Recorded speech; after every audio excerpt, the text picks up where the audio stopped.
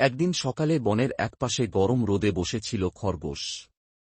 হঠাৎ দূর থেকে আসতে দেখা গেল ধীরে ধীরে এক কচ্ছপকে। খরগোশ হেসে বলে, এই কচ্ছপ ভাই, তোমার গতি দেখে তো ঘুম চলে আসছে। কচ্ছপ মাথা উঁচু করে শান্তভাবে বলল, গতি দিয়ে সব হয় না খরগোশ ভাই, ধৈর্য দরকার। খরগোশ মুখ বাঁকিয়ে বলল, তাহলে একটা দৌড় প্রতিযোগিতা দিই চল, দেখা যাবে কে আগে পৌঁছায়। কচ্ছপ একটু থেমে বলল, চলো, রাজি আছি। পরের দিনই জঙ্গলের বড় মাঠে প্রতিযোগিতা হবে, এমন ঘোষণা হয়ে গেল। বানররা রশি ঝুলিয়ে ব্যানার লাগাল, পাখিরা উড়াউড়ি করে খবর ছড়াল, হরিণ করল রাস্তাঘাট পরিষ্কার। পুরো বন কৌতূহলে ভরে গেল। সবাই বলছে, এই প্রতিযোগিতায় খরগোশ তো নিশ্চিত জিতবে। কেউ কেউ আবার হাসছে কচ্ছপকে নিয়ে। কিন্তু কচ্ছপ মুখে কিছু বলল না, শুধু চুপচাপ এক গাছের ছায়ায় বসে রইল। সে যেন কিছু ভাবছে। হয়তো এই প্রতিযোগিতা তার জন্য শুধু দৌড় নয়, কিছু প্রমাণ করা সুযোগ। সকাল সকাল বনের মাঝখানে জড়ো হল সবাই। শেয়াল মামা আজকের বিচারক, আর বাঁশি বাজাবে হরিণ দাদা।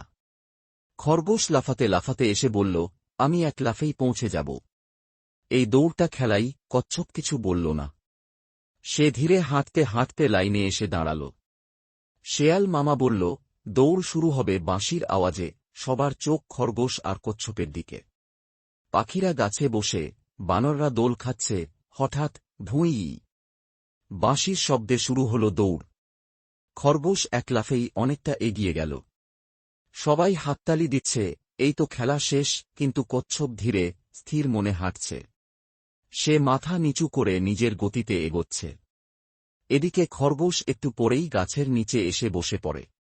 সেভাবে এই কচ্ছপ তো অনেক পেছনে, একটু ঘুমিয়ে নিই, তারপর ফিনিশ লাইন পার করব। আর কচ্ছপ, সে থামে না, হাঁটে, শুধু হাঁটে। তার চোখে শুধু একটাই লক্ষ্য, গন্তব্য। বটগাছের নিচে খরগোশ আরাম করে শুয়ে পড়ে। সেভাবে এই কচ্ছপ তো এখনো দৌড় শুরুই করতে পারেনি। গাছের পাতার ছায়া, বাতাসের মৃদু শব্দ, সব মিলে খরগোশের চোখ বন্ধ হয়ে আসে। একটু ঘুমিয়ে নিই, তারপর তো চোখ খুলতেই দৌড় শেষ, এই ভেবে সে ঘুমিয়ে পড়ে। এদিকে কচ্ছপ এগোচ্ছে, ধীরে, কিন্তু থেমে নেই। পাছুট, গতি কম, তবু সে জানে, থামলে হারতে হবে। কেউ বলছে, ও তো পিছিয়েই আছে, কিন্তু কচ্ছপ কারো কথায় কান দেয় না। সে শুধু হাঁটে।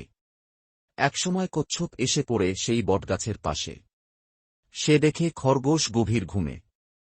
একটু তাকিয়ে কচ্ছপ হালকা হাসে।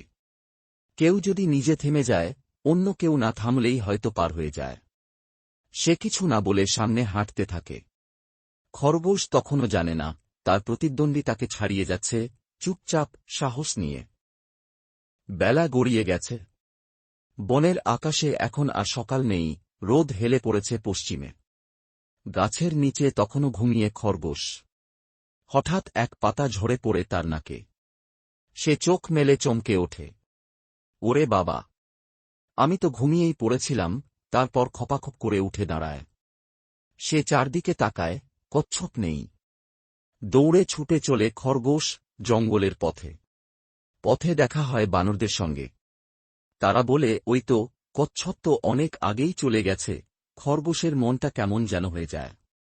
সেভাবে এত ধীরে চলেও যদি আগে পৌঁছে যায়, তাহলে সে আরও জোরে দৌড়ায়।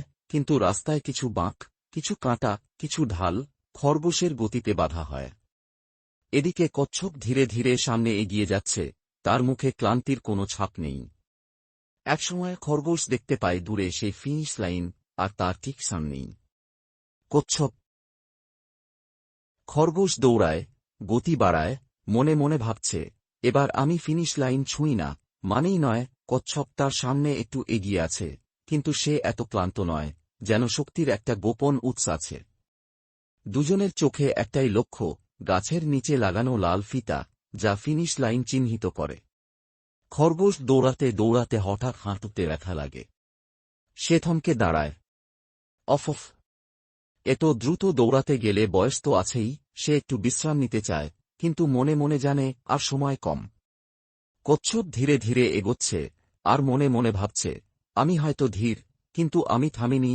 খরগোশ নিজের ভুল বুঝতে পারে, অনুশোচনা করতে করতে সে আবার দৌড় শুরু করে। অবশেষে দুজন একসাথে ফিনিশ লাইনে পৌঁছায়।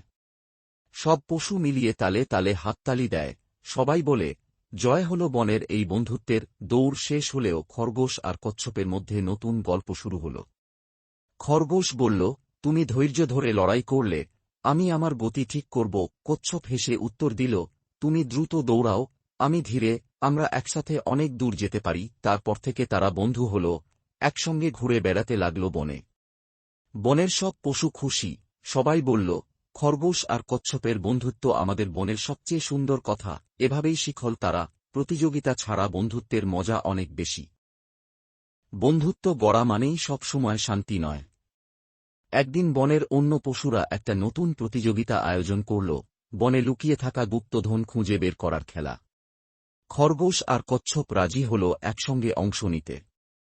খরগোশ বলল, আমার গতি দিয়ে আমি সহজে রাস্তা খুঁজে নেব। কচ্ছপ বলল, আর আমি ধৈর্য ধরে পাজল ও সংকেত খুঁজে বের করব। তাদের এই দলীয় কৌশল দেখে বনের অন্যরা অবাক। তারা মনে করল, এবার দুজনে মিলে অনেক বড় কাজ করবে। খরগোশ আর কচ্ছপ ধাপে ধাপে বনের অন্ধকার গহীন জায়গায় প্রবেশ করল। খরগোশ দ্রুত এগিয়ে যেতে লাগল, কিন্তু মাঝে মাঝে থামত যেন কচ্ছপকে অপেক্ষা করতে। কচ্ছপ সাবধানে আশেপাশের পাতা, পাথর আর গাছের চিহ্ন খুঁজছিল। একটা পাথরে লেখা গোপন সংকেত দেখে সে বলল, খরগোশ, এখানে একটু মনোযোগ দাও। এটা হতে পারে গুপ্তধনের দিকে ইঙ্গিত। খরগোশ একটু ধীর হয়ে কচ্ছপের কথায় মন দিল। দুজন মিলে সংকেতগুলো মিলিয়ে খুঁজতে লাগল। শেষমেশ একটি পুরনো পুঁতে খুঁজে পেল, যেখানে গুপ্তধনের নকশা আঁকা। খরগোশ আর কচ্ছপ পুঁতের নকশা অনুসরণ করে চলতে লাগল। কচ্ছপ বলল, আমাদের ধৈর্য ও ভালো পর্যবেক্ষণ দরকার হবে। খরগোশ মাথা নিচু করে বলল, আমি চেষ্টা করব সাবধানে চলতে। রাস্তায় অনেক বাধা আসল, গাছের শিকড়, বড় পাথর আর জঙ্গল ঘন হয়ে উঠল। খরগোশ অনেকবার থমকে একটু অসুবিধা অনুভব করলেও কচ্ছপ তার পাশে থেকে উৎসাহ দিল। অবশেষে তারা একটা বিশাল গুহার মুখে এসে দাঁড়াল। গুহার ভেতর থেকে ধীরস্বরে ঝর্ণার শব্দ আসছিল। শুধু আমরা দুজনে একসঙ্গে গেলে সফল হতে পারব, কচ্ছপ বলল। তারা একসঙ্গে গুহার ভিতরে ঢুকল, হাত ধরে হাত রেখে, সাহস আর বিশ্বাস নিয়ে। গুহার অন্ধকারে ঢুকে খরগোশ আর কচ্ছপ হাত ধরে এগিয়ে গেল। ঝর্ণার মৃদু শব্দ তাদের সাহস বাড়িয়ে দিল।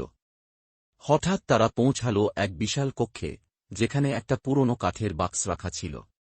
খরগোশ বাক্স খুলে দেখে ভেতর আছে জীবনের নানা শিক্ষা নিয়ে লেখা এক পুরনো বই। কচ্ছপ হাসে, সত্যিকারের গুপ্তধন তো এই বইয়ের শিক্ষা। বইতে লেখা ছিল, গতি যদি থাকে, ধৈর্য না থাকলে হারানো নিশ্চিত। ধৈর্য থাকলে ধীরগতিতেও জয় সম্ভব। একসঙ্গে কাজ করলে কঠিন পথও সহজ হয়। খরগোশ আর কচ্ছপ একে অপরকে দেখে বুঝল, তাদের বন্ধুত্ব আর শেখা থেকেই আসল বিজয়। গল্পের শিক্ষা, সত্যিকারের জয় আসে ধৈর্য, বন্ধুত্ব আর পরস্পরের সম্মান থেকে। গতি একা সবকিছু নয়, হৃদয় থাকতে হয় জিতে থাকার জন্য। এমন গল্প পছন্দ হলে পাশে থেকো। সাবস্ক্রাইব করে রেখো, যেন পরের গল্প মিস না হয়।